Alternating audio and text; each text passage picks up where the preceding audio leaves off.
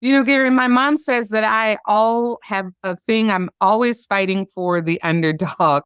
Anytime that there was a challenge at school and she had gotten a phone call from a principal or something, it was never really because of something that I did, but it was because I was standing up for people. So she would like to say that it's just been in me to always serve. Fort Wayne's 37th mayor is a homer and makes no apologies for it. Sharon Tucker grew up in the Summit City and dreamed of one day breaking barriers and leading her hometown. In this edition of the Business and Beyond podcast, Fort Wayne's first Black female mayor talks about her passion to lead, the importance of neighborhoods, and why music is an important part of her life.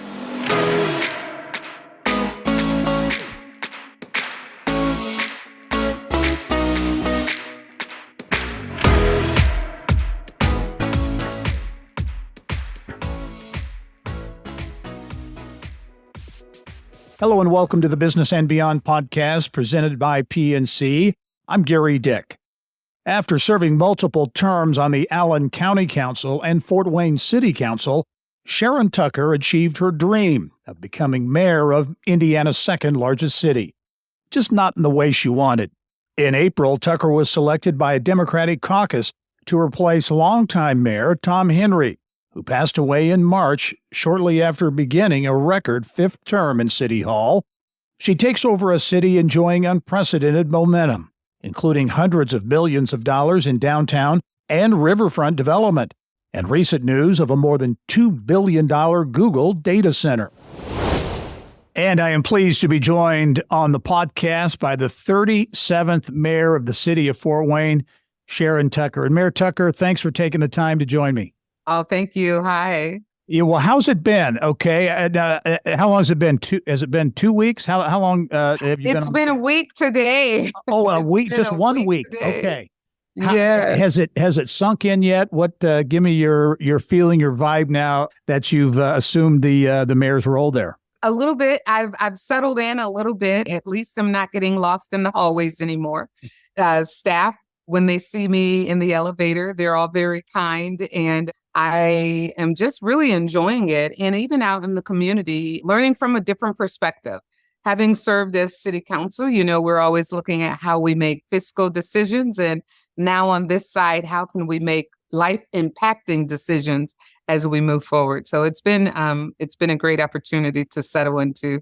Yeah, you talk about, you joke about getting lost in the hallways, but as you said, you've been a city councilor, so you're very familiar with the inner workings of Fort Wayne. Talk a little bit about your political background, just in terms of city council and the roles you've had leading up to this. Yeah, I started in 2012. I ran my first race. I was running for county council.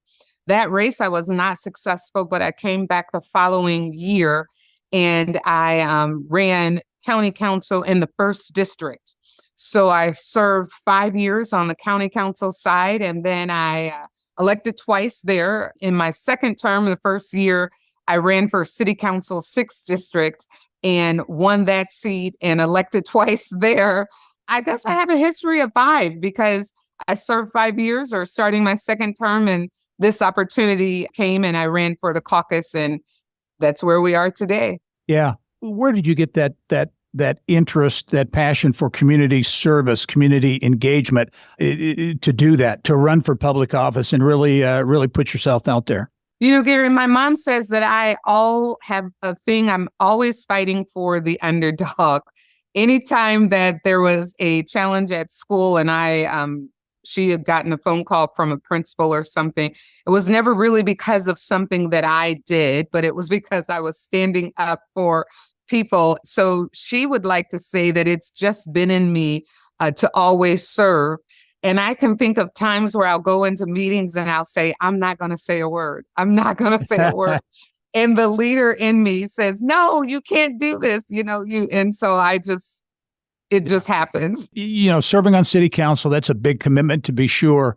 But throwing your hat in the ring to be the mayor, that's a whole nother level. What thought process did you go through to say, I think I want to do that? Honestly, in my first year of serving on county council, I had dreamed of the opportunity of becoming first female mayor and realized then that we had already had a female mayor at 11 years. And so I was like, okay, well, maybe there's opportunity for me to be the first longest serving mayor or Yeah. second female mayor. So I had always saw it in my political path, never really saw a opportunity, and especially didn't want the opportunity to come the way that it came, but knew that if there was ever a time for me to take a chance, I would. When the caucus opportunity came forward, friends, everyone wants to make their political move at that time. And I had said to a friend of mine who was encouraging me to not run, I said, I am standing at the 3-point line with the ball in my hand and no one guarding me. I am going to shoot my shot. And so he sent me a text after and said, I guess you hit the bullseye. That's good. You miss 100% of the shots you don't take, right? Exactly. Yeah.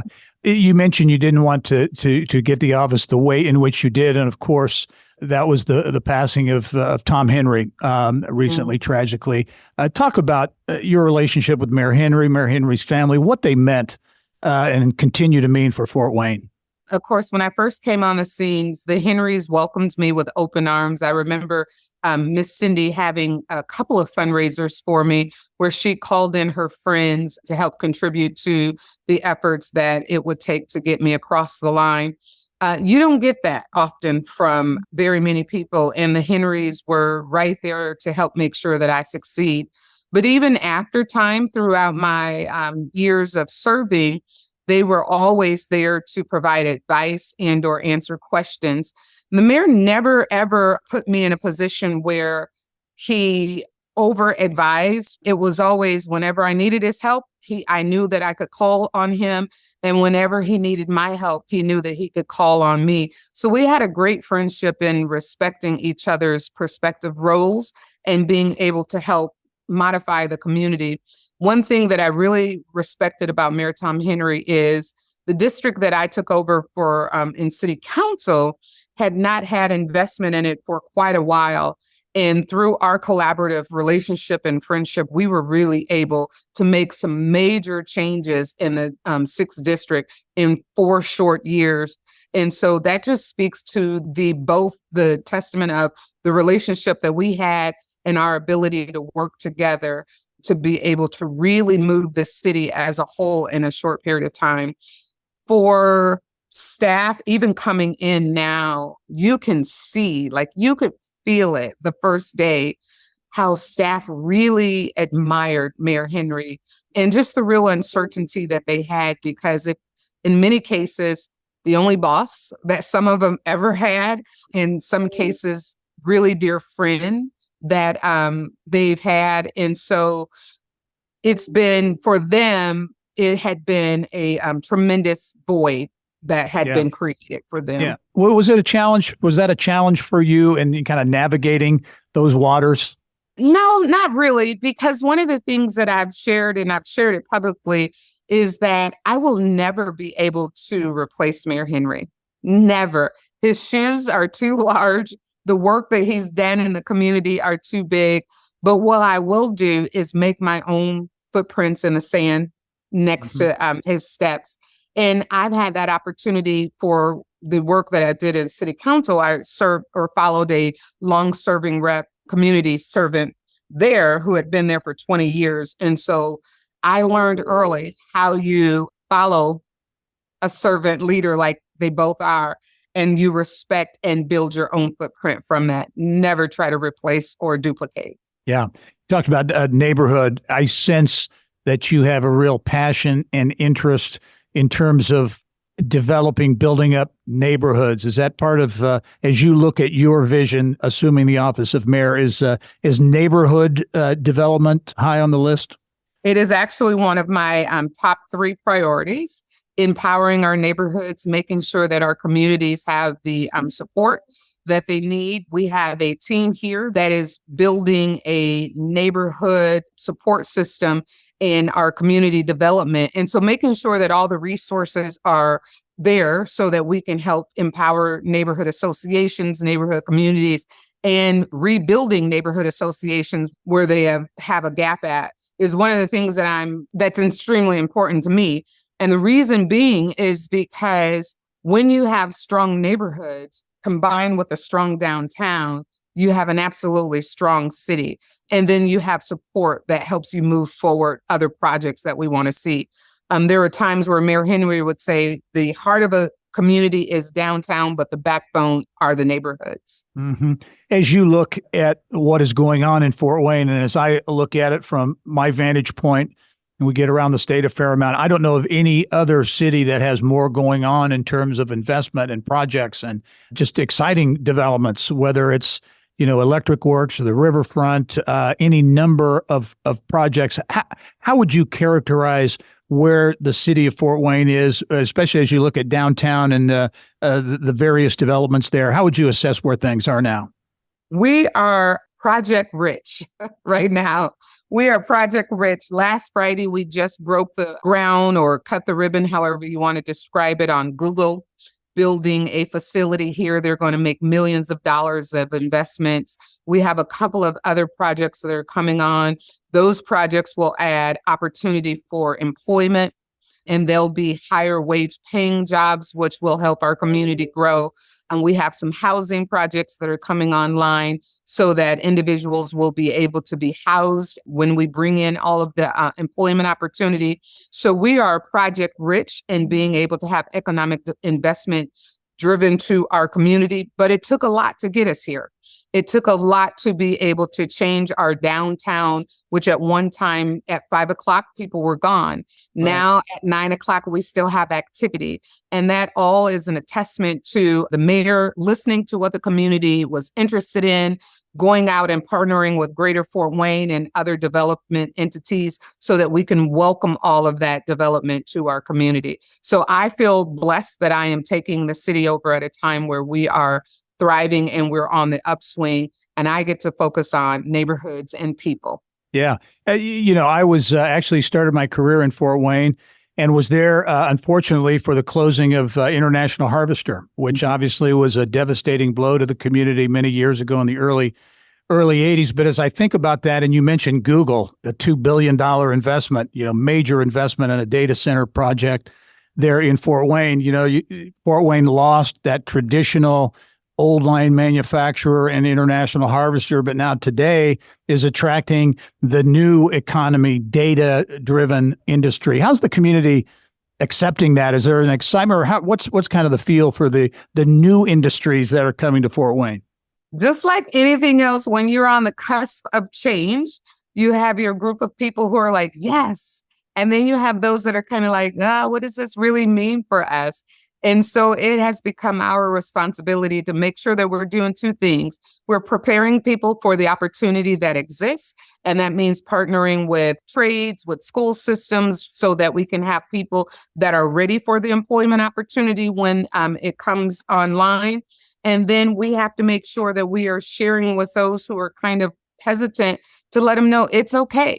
So I can tell you, I went to Ohio, our neighboring city, to explore what Google was doing there so that I could bring that information back to the community and help them feel comfortable with the opportunity that lies ahead of us. Because we've been a manufacturing community for all of our right. existence. So to kind of switch into the IT, that caused a little people to be nervous, but it'll be okay. We'll be good. Very good. Fort Wayne Mayor Sharon Tucker is my guest this week on the Business and Beyond podcast. Much more with her when we return. Stay with us.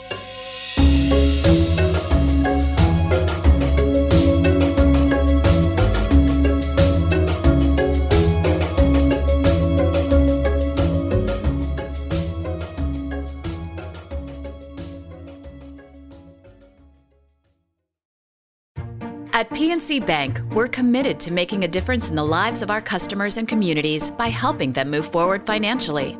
As a Main Street bank, we try to do right by our customers with every encounter. Our local teams offer personalized financial advice to help guide you in making the best decision. We're proud to be part of your community. PNC Bank. See how we can make a difference for you at pnc.com. Copyright 2022, the PNC Financial Services Group, Inc., all rights reserved. And welcome back to the Business and Beyond podcast presented by PNC. My guest this week is new Fort Wayne Mayor Sharon Tucker. And Mayor Tucker, again, thanks for taking the time. You're a very busy lady. Hit the ground running there, entering the mayor's office. And you are the first African-American female mayor in the history of Fort Wayne. What does that mean to you? Certainly a ceiling breaker, if you will. But what does that mean to you personally? I look at it two ways. One, I think about the opportunity that our little people have when they look up at me. I have a huge responsibility that I carry to make sure that I am setting the right and a good example for our young people. And then I also think about those that are not accustomed to seeing a person that looks like me in charge, and how that changes and impacts their norm. And so my goal is to do what I've always done, and that is to do the work, love on people, and help them realize that while my exterior may be different than theirs, my internal intellect, my heart, my passion for our community is the same. And if given the opportunity, I will love on them the same way I love on anyone else. Yeah. Let's go back, if we could, to your vision as mayor and the neighborhoods. What the big downtown projects and the Googles of the world, those get all the headlines, and deservedly so. Those are big deals.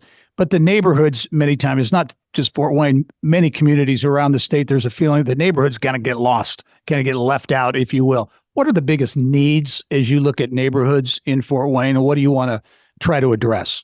It really depends on where you're looking at. If you look at our legacy neighborhoods, we are definitely addressing some of the infrastructure challenges that we have with sewer backup. So we have a couple of really large projects going on to separate our stormwater from our sewage waste.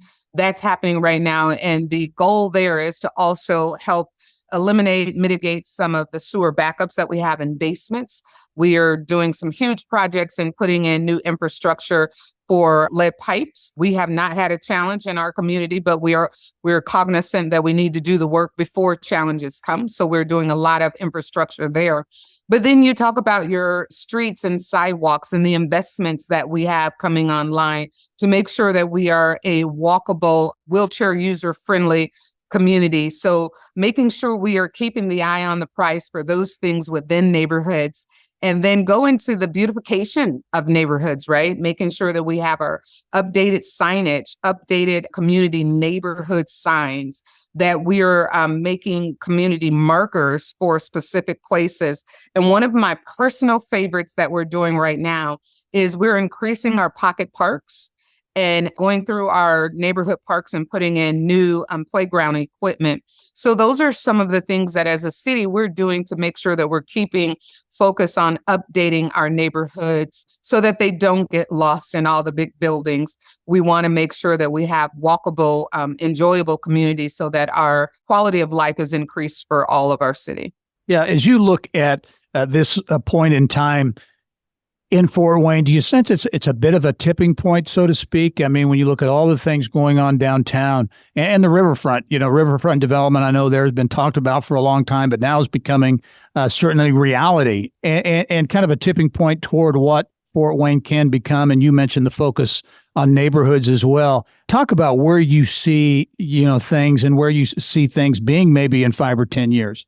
Fort Wayne is the biggest small city in the state. And so I want us to be able to keep that neighborhood feel, that friendly feel where you know your neighbor, where you can sit on the front porch and enjoy, at the same time, enjoying some of the amenities that we tend to leave on the weekends to go to Chicago or Indy to get. How can we invite sports activities to our community? What opportunities exist to be able to turn us into a small music venue? So those are some of the things that we're exploring to be able to create economic development in a different way in our city. Let's talk a little bit about your background. Again, you're a native Fort Wayne resident. Talk about growing up in Fort Wayne, what that was like. Well, I was raised again on the southeast side of Fort Wayne. I went to Paul Harding High School when there was not a large African American population in Paul Harding. And I loved it because I was a show choir. So I sang and Ah, performed all the time. And I was everywhere that we could go singing and dancing. And then as I became older, well, even growing up as a kid, we spent ugh, 6 days a week, if you would, at church. And as I aged, I slowly began to realize the value that was there for my mom keeping us in church all the time. And our church family was our rock around. Fun fact, I was a freshman in high school before I had my first pair of blue jeans. So that tells you how strict my parents were at wow. that time growing up Yeah. in the church. I just loved it. We were comforted. We were shielded from a lot of things that were going on. And so when I was old enough to kind of branch out on my own, I never had preconceived notions about people, or Mhm. I just knew what I knew. And that was treat people well and they'll treat you well. Be kind to people, they'll be kind back. And always accept people for who they are, not who you want them to be. Right. And that's the way I approach life now. And some people might say I'm naive about that, but it's worked for me. 52 years, I don't want to change it. Now, what is it about singing Mares in Fort Wayne? Because Stephanie Terry in Evansville Ah, is a singer too. she is. She is, and in fact, she sang at her inauguration. So maybe the two of you Oh, can get together for a duet. I'm going to have to. Yes. What is it? It was in February. I had the honor of being a church lady in the Color Purple play here at the Civic. And so Nice. I will have to tell Mary Terry, let's get together and let's chime. That's good. That's very good. I look at your background too, community engagement and involvement, very important. But you're entrepreneurial. Talk about that because you founded several project. Is it Project Activate? Project Activate Southeast Fort Wayne. Mhm. Southeast Fort Wayne Women in Yeah. Political Forum. Talk about your entrepreneurial interests. I really have a passion for people who want to start their own, whatever that might be. And I like to try to help them launch those dreams so that they can come to fruition. A lot of times when we talk about employment opportunities, we're talking about getting a job for folks. And sometimes jobs don't give you freedom, and sometimes they don't give you the wealth that many people want. But when you become an entrepreneur, you're in charge of your own freedom and your own wealth, and you start to create your own little baby and to develop that.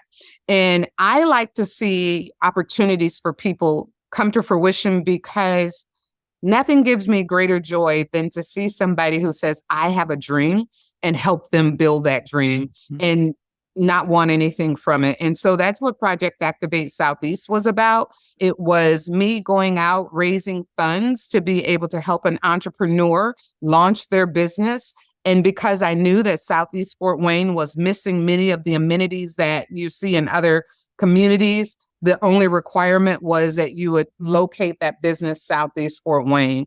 And so that's what that project was there.